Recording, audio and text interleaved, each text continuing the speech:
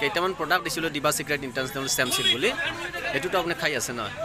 মই খোৱা নাই মোৰ মিছেছে খাইছিলে কিহৰ কাৰণে লৈছিল আপুনি এইটো পুৰণি মাইগ্ৰেন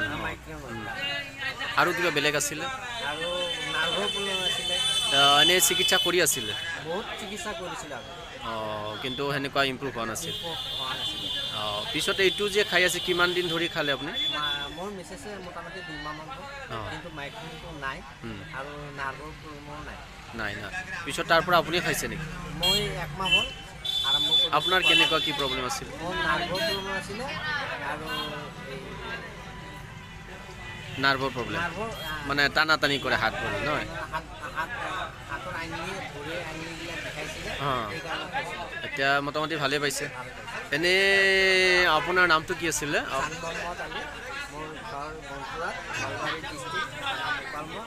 আপুনি এনেই কি কৰে এইখন আপোনাৰ এই দোকান নহয়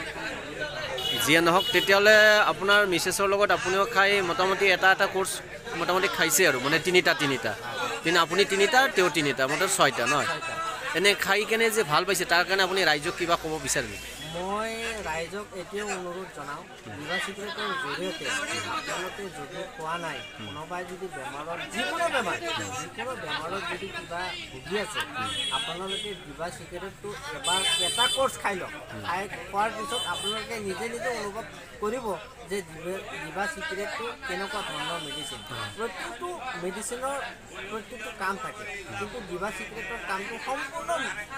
যিকোনো বেমাৰত কমপ্লিট বডিটো বেমাৰ আজাৰ মুক্ত কৰে একদম সম্পূৰ্ণ মুক্ত কৰে গতিকে মই দিবা চিক্ৰেটৰ জৰিয়তে মই এইটোৱে ক'ব বিচাৰোঁ সম্পূৰ্ণ ৰাইজে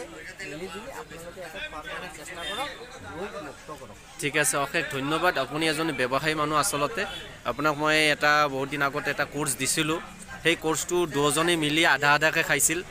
আকৌ হঠাৎকৈ এদিন খবৰ ল'বলৈ আহোঁতে আপুনি ক'লে যে অলপ ভাল লাগিছে মিছেছৰ বোলে আগৰ যিটো টেবলেট খাব লগা আছিল মাইগ্ৰেন আৰু নাৰ্ভৰ সেইটো নালাগে তাৰপিছত আকৌ আপুনি এটা কোৰ্চ লৈছে 2টা কোৰ্চ লৈছে ঠিক আছে অশেষ ধন্যবাদ আপোনাৰ কাৰণে থেংক ইউ